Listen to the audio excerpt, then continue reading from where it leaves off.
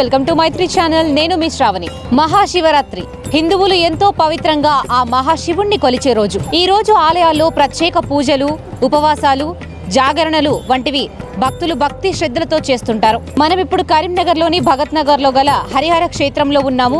So ఈ ఆలయం చాలా ప్రసిద్ధి చెందింది. సో ఉదయం నుంచెల్లే ఇక్కడ భక్తులు క్యూ లైన్లలో బారులు తీరారు. ఎక్కడ చూసినా కూడా భక్తజన సంద్రంగా మారింది. శివరాత్రి సందర్భంగా ఇక్కడ పూజలు ఎంతో వైభవంగా నిర్వహిస్తున్నారు. ఒకసారి వెళ్ళి చూద్దాం పదండి.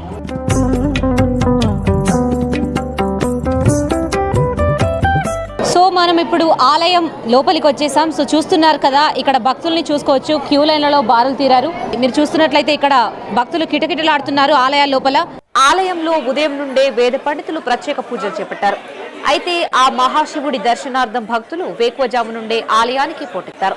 కరీంనగర్లోని భగత్ నగర్లో గల ఈ హరిహర క్షేత్రం అయ్యప్ప స్వామి ఆలయానికి ఓ ప్రత్యేకత ఉంది. ఈ ఆలయంలో అయ్యప్ప స్వామి దేవాలయంతో పాటు శ్రీ సీతారామచంద్ర స్వామి ఆలయం, ఆంజనేయ స్వామి ఆలయం, శివాలయం ఇలా పలు ఆలయాలు ఒకే దగ్గర ఉంటాయి. అన్ని ఆలయాలు ఒకే దగ్గర కలిసి ఉండడంతో ఈ ఆలయం ప్రతినిత్యం భక్తులతో కిటకిటలాడుతూ ఉంటుంది. ముఖ్యంగా ఈ రోజు మహాశివరాత్రి కావడంతో ఇక్కడి రాజరాజేశ్వర స్వామి ఆలయం భక్తులతో కిక్కిరిసిపోయిందని చెప్పొచ్చు. భక్తులైతే ఎంతో భక్తి శ్రద్ధలతో స్వామివారికి మొక్కులు చెల్లించుకోవడం మనం చూస్తున్నాం. ఇక్కడ కొంతమంది భక్తులు కూడా ఉన్నారు. ఒకసారి వారితో మాట్లాడుతుండండి. అది పశ్చిమ గోదావరి జిల్లా బుట్టాయిగూడెం గ్రామం, జంగారెడ్డిగూడెం దగ్గర. ద్వారకా తిరుమల మాకు 40 కిలోమీటర్స్. మధ్య ఆంజనేయ స్వామి అని అక్కడ బాగా ఫేమస్ మాకు. అక్కడ నుంచి వచ్చాము మేము. ఇక్కడ మా పాప ఇక్కడ జాబ్ చేస్తుంది, చూడటానికని వచ్చాము. ఈ గుడి ప్రత్యేకత తెలిసి ఇక్కడికి దండం పెట్టుకోవడానికి వచ్చాము. మేము దర్శనానికి వచ్చినాం.